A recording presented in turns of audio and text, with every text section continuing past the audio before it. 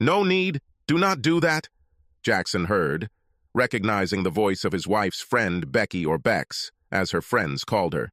He had just returned home from playing golf on Saturday, a little earlier than he had intended. He looked out the open, sliding patio door to see his wife and her 3 friends lounging by the pool and sipping mimosas.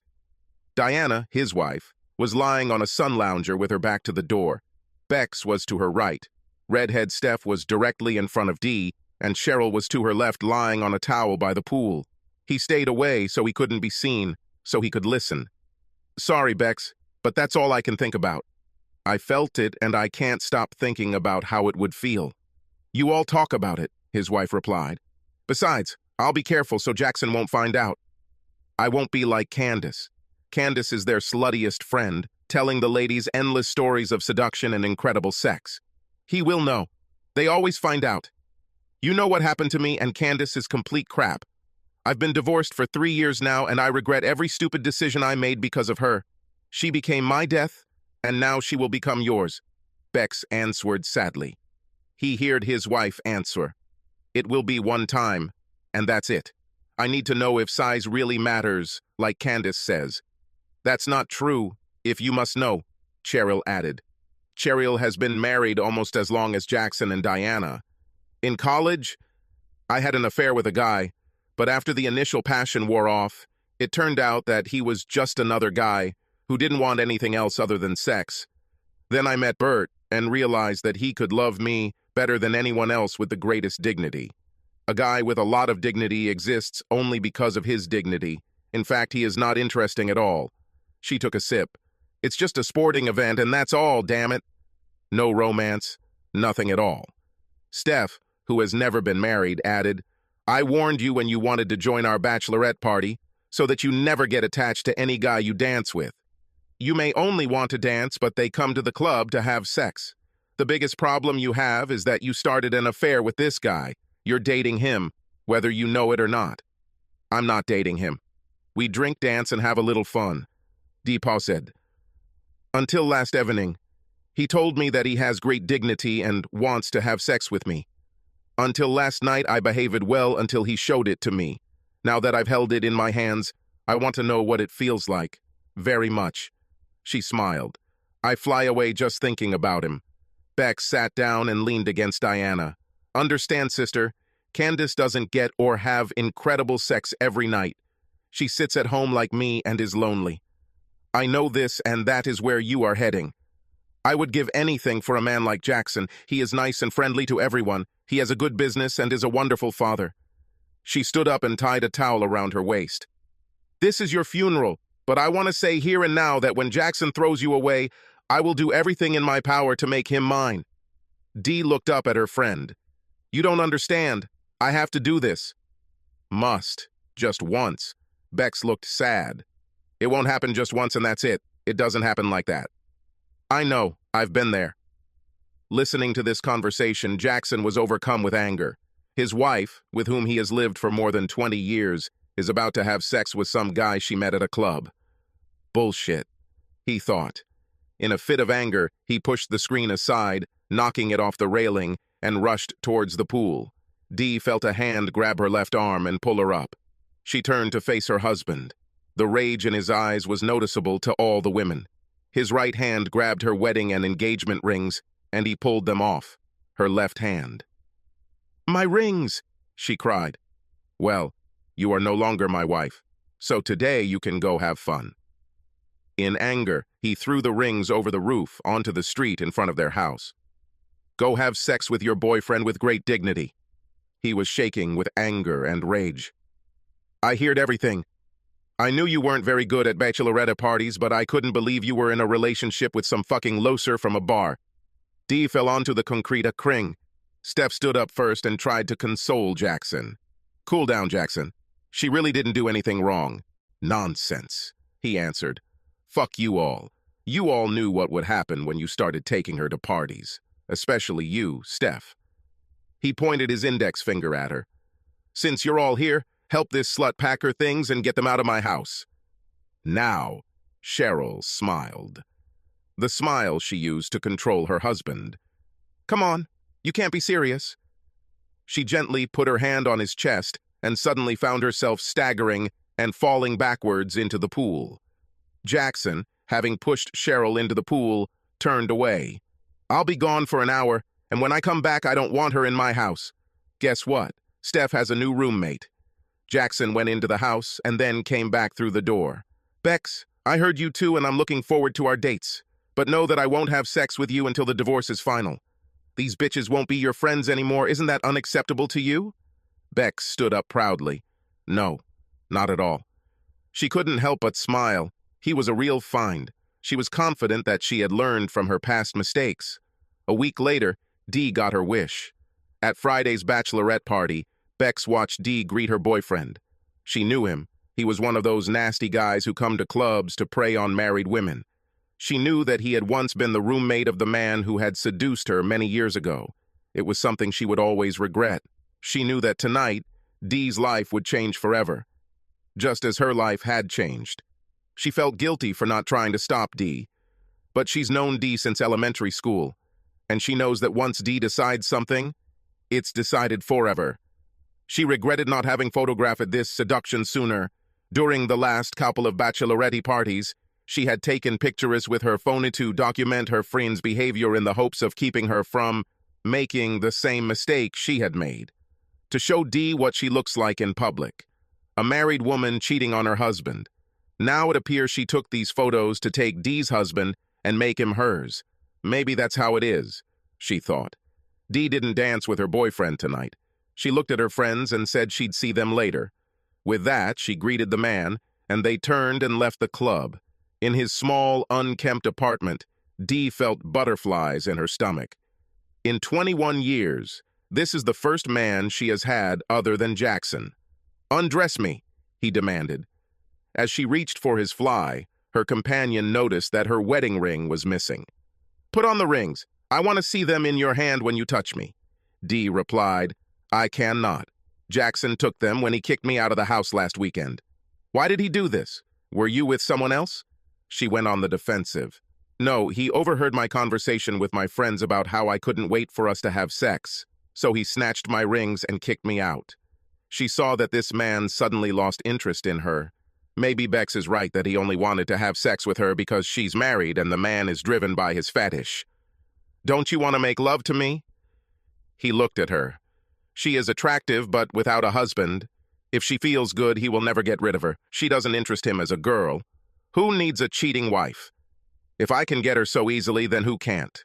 Damaged goods, he thought. Here's the thing. Tonight I'll give you what you want. You want him, and I know it. But after we have sex, you have to leave. I'm not interested in you hanging around here trying to be my girlfriend, and I'm not your boyfriend. I seduce married women because I don't need affection.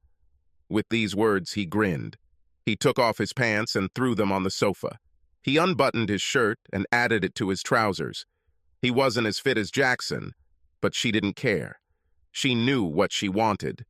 Dee knelt in front of him. After a few minutes, he pushed her away and led her to his bed. She began to take off her clothes as quickly as she could, and now she stood naked in front of him. He pushed her backwards onto the unmade bed. As it was? I know you liked it.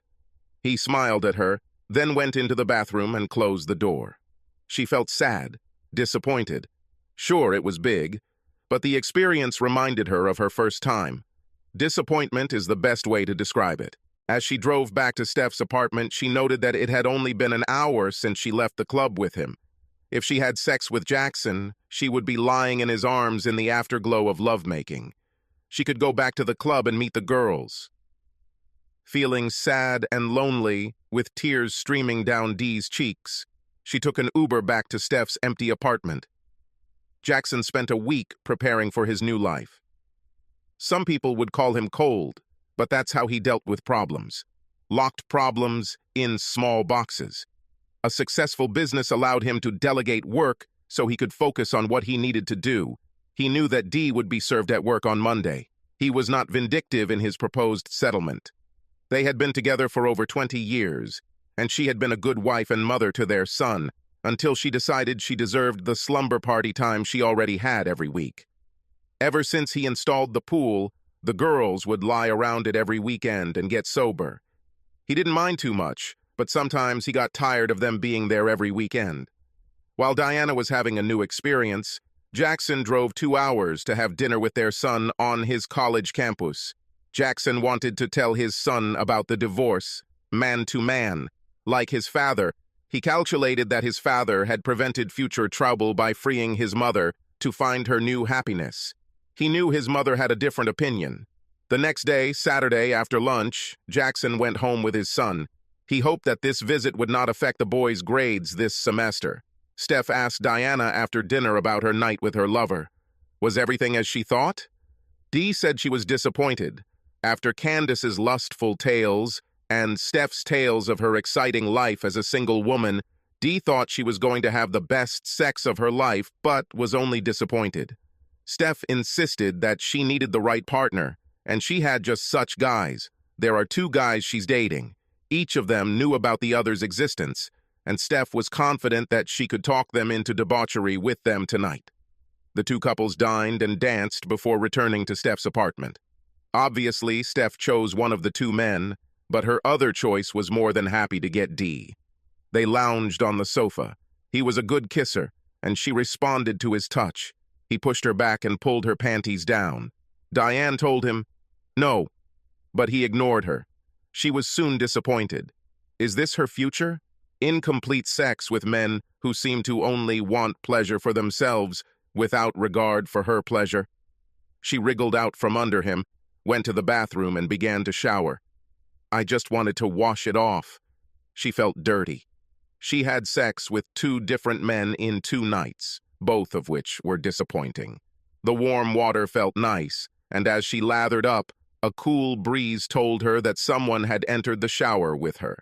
He grabbed her breasts from behind. Hey, baby, I love sex in the shower. Do you like having sex in the shower? He pulled her towards him. Because he was bigger than her, she couldn't push him away. She reached behind the shower curtain, looking for something she could use to pull him away from her. Her fingers found a soap dish on the lip of the window sill. She grabbed it with her left hand and smashed it on his head.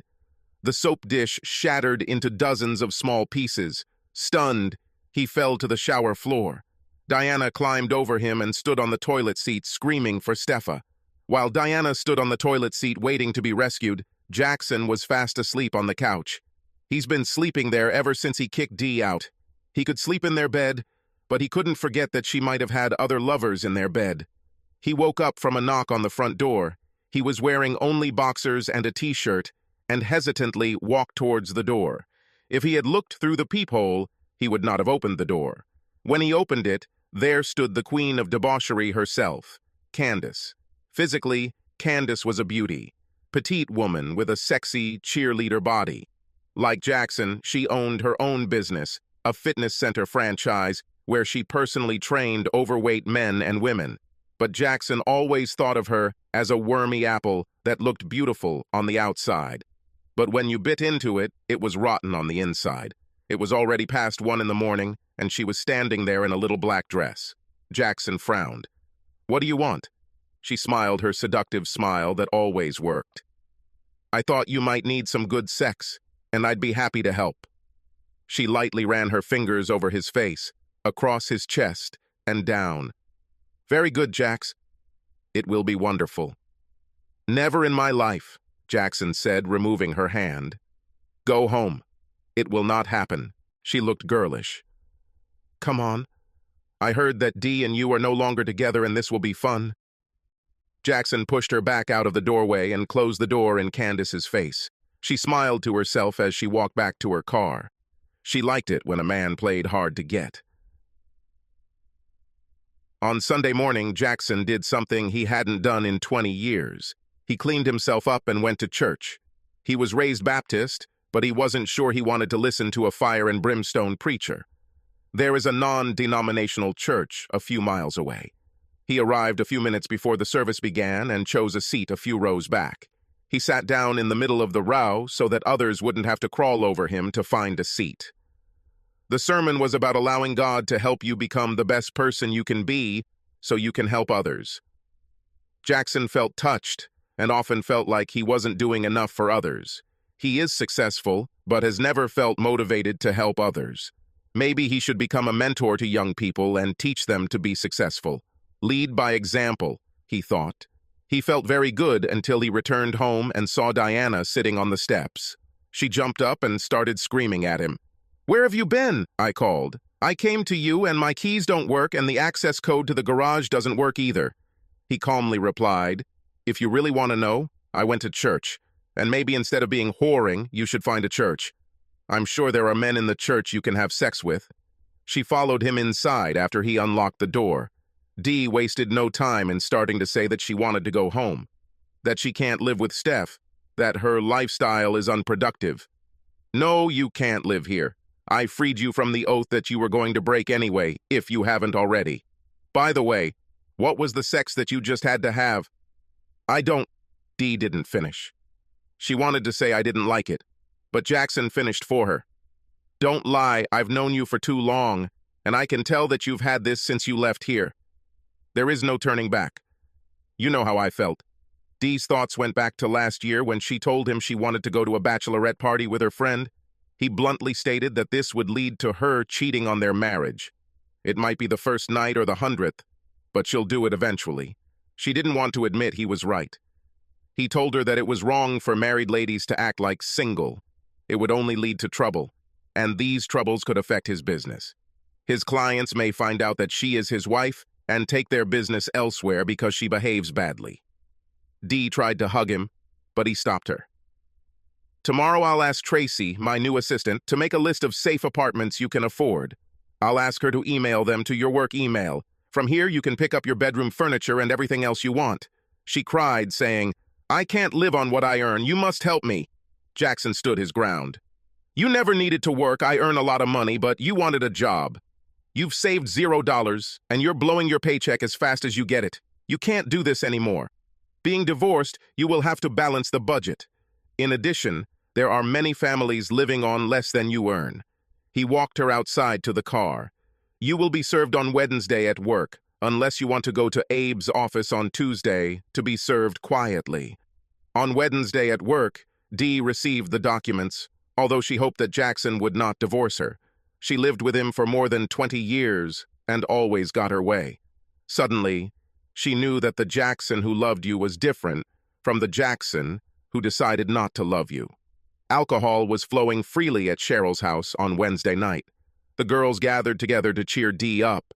Cheryl, Steph, and Dee were drinking too much too fast without food when Candace walked through the front door with a bottle of wine and a bottle of Jack Daniels. "I don't understand what kind of party this is." As they continued drinking and tongues loosened, Candace announced that she was going to seduce Jackson. The tipsy ladies burst into laughter. Cheryl suggested, "Girl, Bex was first." "Ha!" Candace said, standing up and running her hands over her toned body. "Does she really think her mommy body can compete with this?" Candace admitted that she tried to seduce Jackson, but he rebuffed her. "What are you thinking about, Dee? I think I could marry Jackson and never have to work again. Have plenty of sex with him and live comfortably." She grinned. "Or maybe I'll marry him, live with him for a while, and then get divorced. You know I can't be faithful." For the first time, Diana began to realize what she had done. While Dee started drinking even more, Jackson opened the front door to reveal Bex and her children. She was holding a casserole dish in her hands. "Thought you might need a friend tonight." They ate on the terrace. After the meal, Bex and Jackson talked about how he felt about everything that had happened since he told Dee to leave. Her children played basketball in a basket in the backyard. "I'm sure you know the others are with her now, to help deal with the shock of today's service, and I would like to be with you. Thank you for your friendship." She didn't stay long. The children had school the next day. But before leaving, Bex kissed Jackson tenderly on the lips. He smiled as their lips parted, a seductive kiss that lasted just the right amount of time. Jackson woke up sometime between 1:30 and 2 a.m. It was a drunk call from Diane. She alternately cried and scolded him. How could he do this to her? Doesn't he love her enough? For him, this meant that it was Dee who didn't love him enough not to go to clubs and do God knows what while she was there. He would hang up and she would call back. After the third ring, he disconnected the call. "We'll call her tomorrow when she sobers up." Jackson waited until 11 before calling her. She didn't apologize for the calls yesterday. He asked why she didn't call Tracy back about the apartment she found for Diane. She ignored this statement, but instead wanted to go home. "No, I know that you had sex with other men, so our marriage is over. You couldn't even wait to be served before having fun. I hope you got everything you hoped for. A week, just a week. You couldn't wait to try other men." He heard a knock on the door and looked up to see Bex with a paper bag in her hands. He raised his hand. "Hey, give me a second to end the call."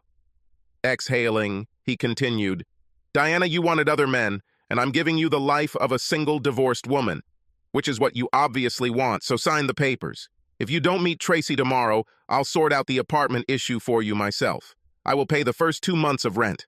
That's all. I have to go." Bex just surprised me with lunch. He turned off the call. By 6 o'clock in the evening, Stephanie was tired of listening to Dee. "Girl, you have to give it up. Bex isn't stealing your man. You don't want to hear it, but you were the one who wanted to try that guy, and you got him." What did Jackson get? He realized that he didn't have what his wife of 20-some years wanted. "Sorry, sister, but no man would want that. The Jackson I know won't take you back." Dee didn't want to hear it at all. "But you didn't try to stop me." Steph looked at her strangely. "Why? When you want something, you go and get it. You've always been like this. Besides, I'm a slut, and I know it. You screwed up, and you want Jackson to pretend it never happened. You should be glad he doesn't know about the other things you did. Change into something slutty, and let's cheer you up." 2 weeks passed, and Dee had several new and disappointing lovers. On Monday night after work, Bert and Cheryl took Dee to see the apartment Jackson had rented for her. He furnished the apartment with furniture from the master bedroom and all her favorite things from home. Everything was freshly painted and cleaned. Even the refrigerator was full. Bert was a good husband and brought her clothes into the apartment as Cheryl asked. He hung up what needed hanging and opened the plastic containers that held folded clothes. He left and returned with food.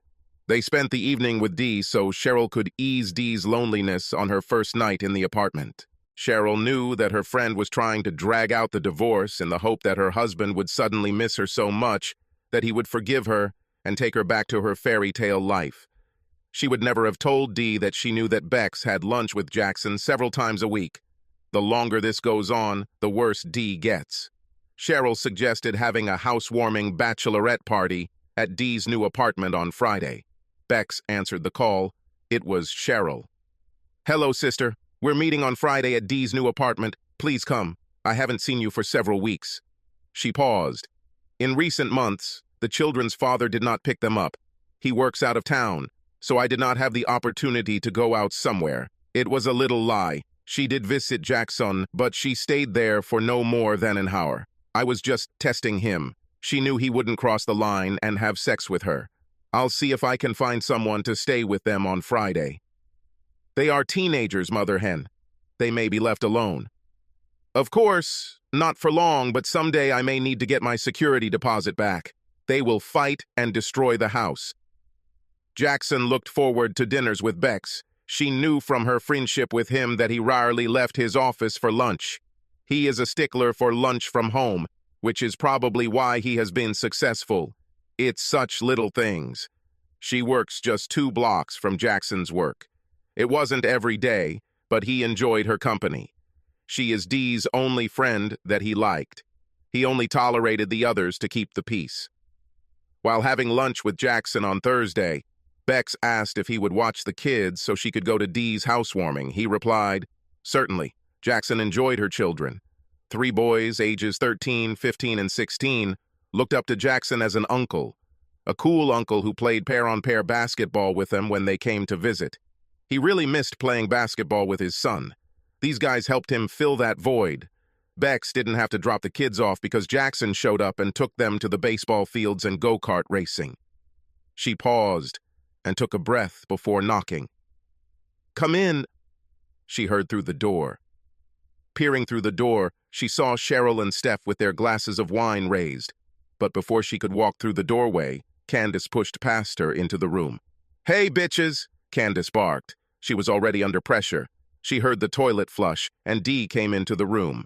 There was tension between Bex and Dee. It was unspoken for now, but it wouldn't last all evening. After drinking wine and whiskey, tongues loosened. Drunken Cheryl believed that they should all help Dee get back to Jax. This hurt Bex inside. She had real feelings for Jackson, not Jax, but Jackson. A tipsy Candace told the girls that Dee couldn't get him back until she had sex with him. She stated that when she pawed him, he felt nice in her hands. Not too big, but not too small, her perfect size for optimal sex, as she called it. Bex called her out for talking like that, but Candace replied, "Oh, that's right, little mommy has plans for Jaxie. Do you think you can get him? Mommy needs a daddy for her children, and he is an empty nest. Why should he raise your children?" She knew that her friends were superficial. Her ex always liked to point this out to her, but hearing Candace talk about her Jackson like that was too much. Before she could argue with Candace, Dee pulled back her hair and shouted at her, "Stay away from my husband, Bex. He's mine, so get the fuck away from him. I saw you leaving his office several times when I drove by during lunch." Dee pushed Bex towards the door. At the open door, Bex expressed her thoughts to her friends for the first time in her life. "Cold. I understood everything. Dee, but he is no longer yours. You threw him away, preferring other men to him. He doesn't deserve this. Remember, I know how many men you've pleased below the belt at bachelorette parties. Steph says you've tried a lot of men since you moved in with her. Cheryl, you think you can have a boyfriend anytime because Bert knows his wife is taller than him, and that may be true, but cheating is not okay. I learned this the hard way. You never had children because you didn't want a mom body, but it's an honor you'll never know. Steph is so shallow that she will never marry. No man needs a woman like you. Of course they will invite you on dates with the obligatory continuation, but they don't need you for anything else.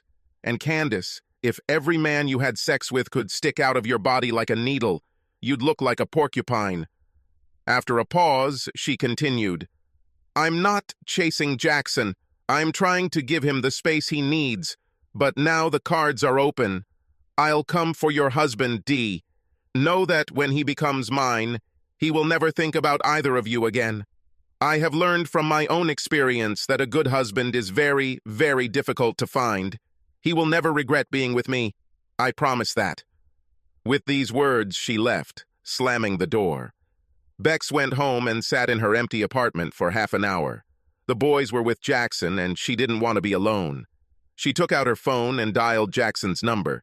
He told her to come down. Their turn at the baseball practice booth would be in half an hour. He joked that his butt hurt after go-karting. She found Jackson and her children in the outfield baseball booth. She sat down on a bench behind the fence.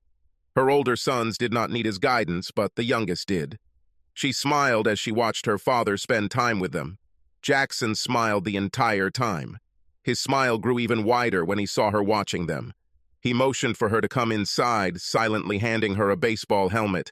She shook her head, but the children insisted, and here she stands with a bat on her shoulder and swings for innings, missing every one of them. Jackson slid behind her and took the bat off her shoulder. He told her to bend her knees and helped her swing for the next pitch, and to her surprise, she hit the ball. Not a hit, but not a miss either. She felt so safe with Jackson pressed against her from behind, helping her prepare for her swing. She felt her pulse begin to quicken. She never managed to hit the ball on her own, but it was the most fun she'd had in years. She laughed until she cried. She will always remember this evening as the one when she realized that she loved Jackson. Jackson smiled as he followed Bex's car to her apartment. She told Jackson that he didn't have to follow them home, but he just smiled. He helped her get the boys and carry their things into the apartment, and then asked if she wanted to have breakfast with him the next morning, and she agreed. While driving back home, he received a message from Bert. It seems that the girls left Dee's apartment to go to the club. They were stopped on the road, and they ended up in the sobering station. He told Bert that everything depended on him, but he decided that they needed a lesson and did not pull them out. Looks like drunk driving increased your insurance. He wondered if Diana was the driver. Over breakfast, Jackson and Bex continued to bond as a couple. She told him about the previous evening at Dee's and what she said there. He thought it was funny that she told them off. He wondered why she left so early, but hoped she did it for his sake. He knew it was selfish, but everyone wants something like that. He wanted to be honest with her. "I'll be honest with you. Last night, when I held you in the batting cage, it felt right. I think maybe you felt it too?"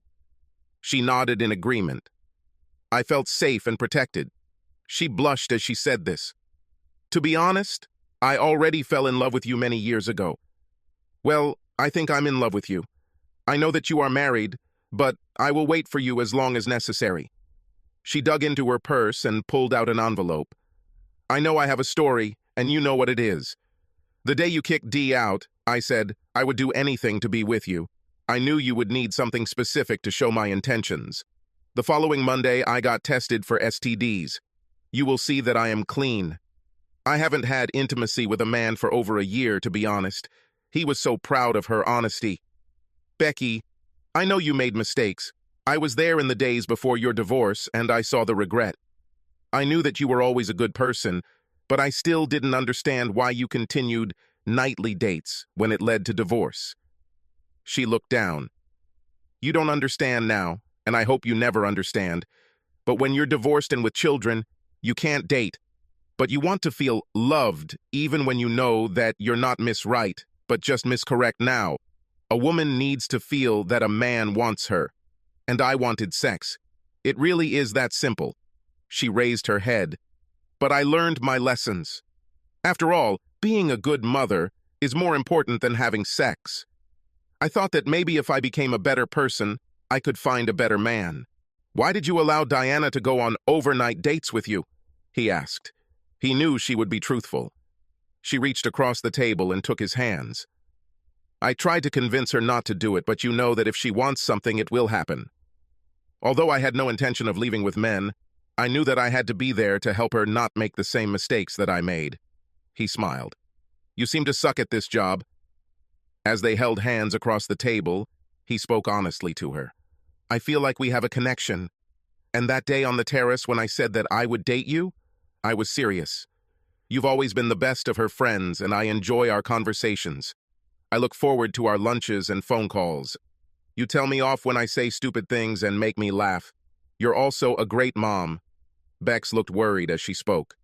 "Since we're being honest, I feel the same way, but look at me. I'm not like others. I don't go to the gym. I get judged for my mom's body. I don't have money for this. It's hard to feed 3 teenage boys with what I get. Child support doesn't even cover their food." He squeezed her hands with his. "You look great. You are beautiful and curvy. I like curvy ones." He smiled devilishly. "I can't wait to see those curves." The waitress brought their check and smiled at the comment. He took the check from the table as they stood up, looked at her, and smiled. "Do you have any plans for today?" Bex pressed her whole body against him and, rising, lightly kissed him on the lips. "Well, there's something I haven't done for a long time. It's been over a year now." Jackson stood in his underpants and looked at himself in the bathroom mirror. He was about to have sex with the first woman in 25 years, other than his soon-to-be ex-wife. After he found out that Dee was unfaithful, he felt insecure. Bex seemed like a hot woman to him. His father would have said, "Volume in those places where it should be." He took a deep breath and opened the door. Expecting to find her sitting on the bed waiting for him, he was surprised to find her lying under the covers, pulled up to her chin. Jackson was slightly disappointed. He wanted to turn her around and told her so, as he pulled back the top covers and moved into Bex's bed. "You can turn me around another time, when I feel more comfortable. This is something new for me, and I don't want you to be disappointed in my body." Jackson pressed his body against her naked flesh. The warmth of her full, large breasts felt exciting on his skin. "You can never disappoint me with your body. No matter what the ex looks like, she looks like that for herself, not for me, because I've always been turned on by curvy girls." He placed his right hand on her left leg and slowly ran it along her thigh and up to her underbreast area, then returned it to her hip and moved it down, touching her plump ass. He leaned down and kissed her for the first time. Her breath caught in her throat as they kissed, exploring each other tenderly until the warmth building below them grew into flames. Their kisses became more passionate, as if they wanted to devour each other. She rolled onto her back, and he threw his right leg over her, as if holding her up. As they continued to kiss passionately, his right hand moved up her soft belly, over her ribcage, to her ample breasts. Her right hand touched his stomach as she reached down to his boxers and found what she was looking for. Exhausted, she collapsed onto his chest, breathing heavily. It had been too long since she had done something like this.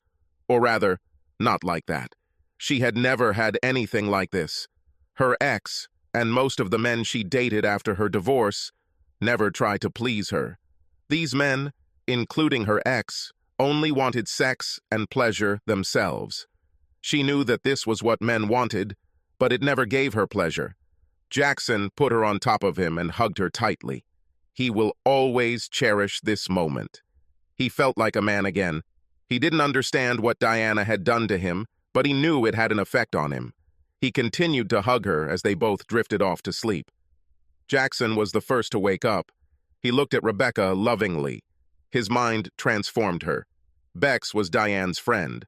Bex was a fun girl, but Rebecca was the mature woman he thought he might fall in love with.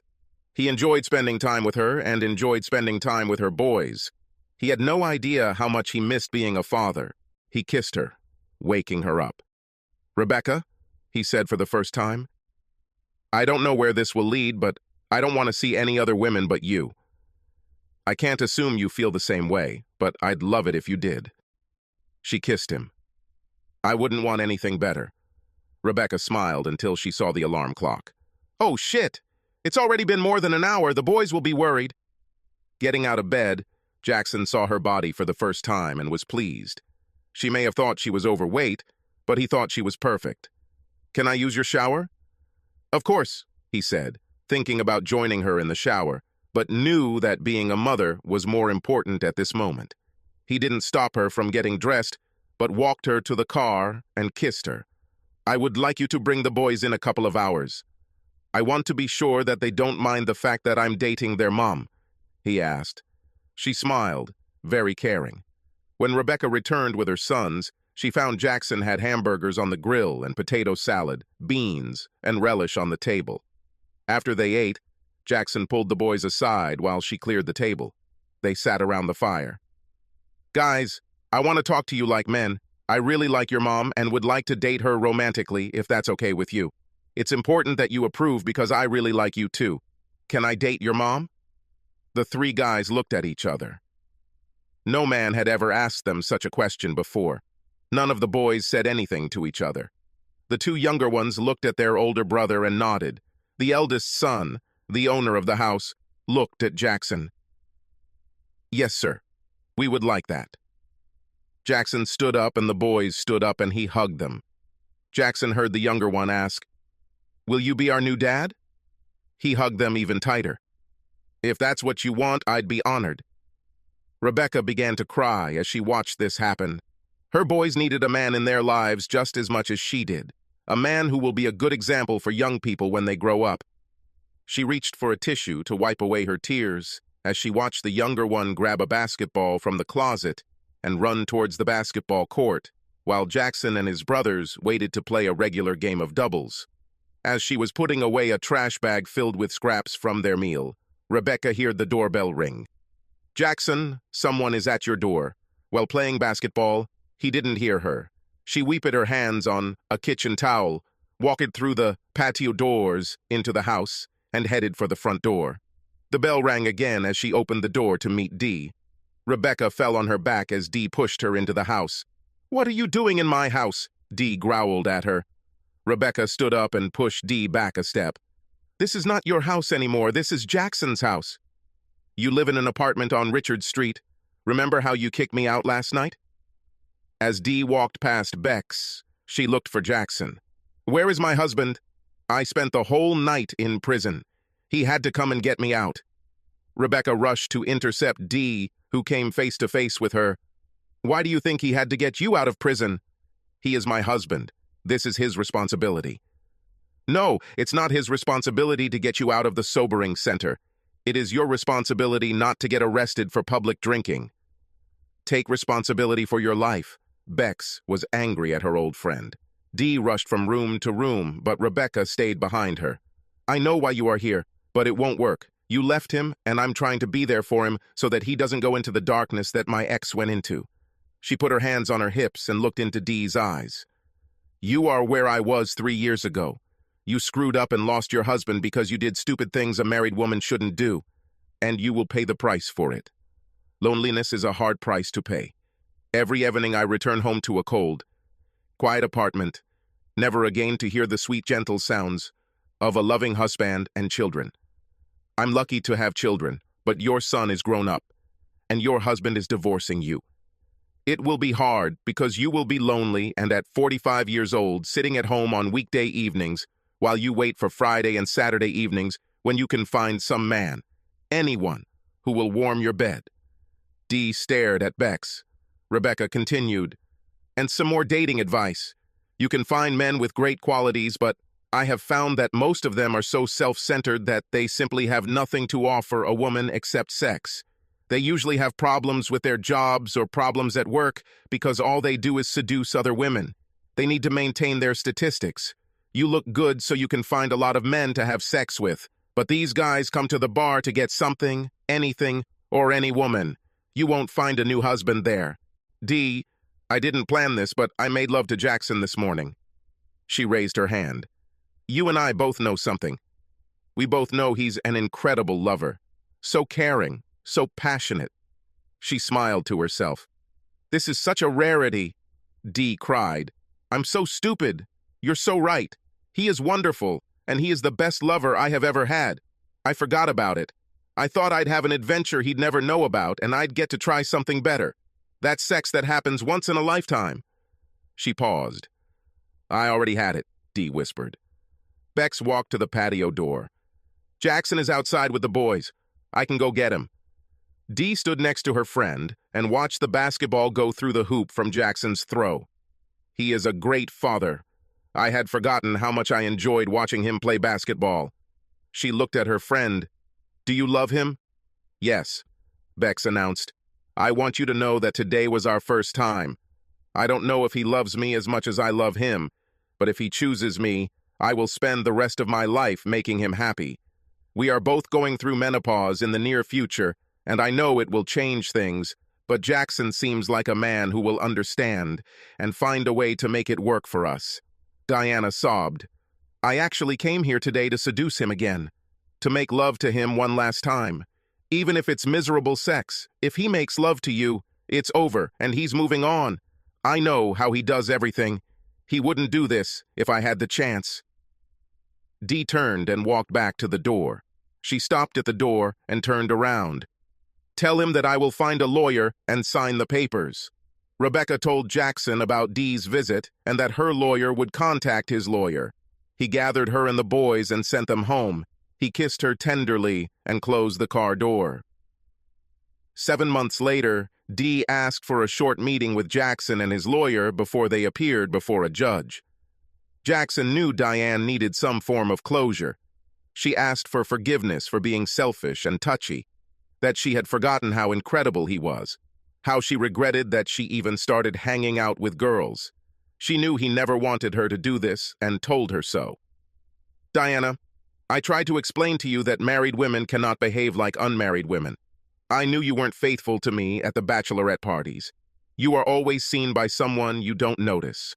Over the years, I received photos and text messages from people who saw you in clubs and restaurants, but I chose to ignore it because I loved you. But enough is enough. Coming home that Saturday and hearing you talk about how you were going to get that guy, I knew it was all over for me. If you don't want me, then let him have you." He got up. "Have a nice life, Diana. You will always be a part of my life. We have a son, and there will be times like birthdays and holidays when we see each other. I will be polite and friendly. I will be available in case of emergency, but we will never sleep in the same bed again. I've always been a one-woman man, and that will never change." He closed the door behind him, and Diana burst into tears. Subscribe to our channel so that your second chaff doesn't cheat on you, and go ahead and listen to the next story, because this story is nothing compared to the next one.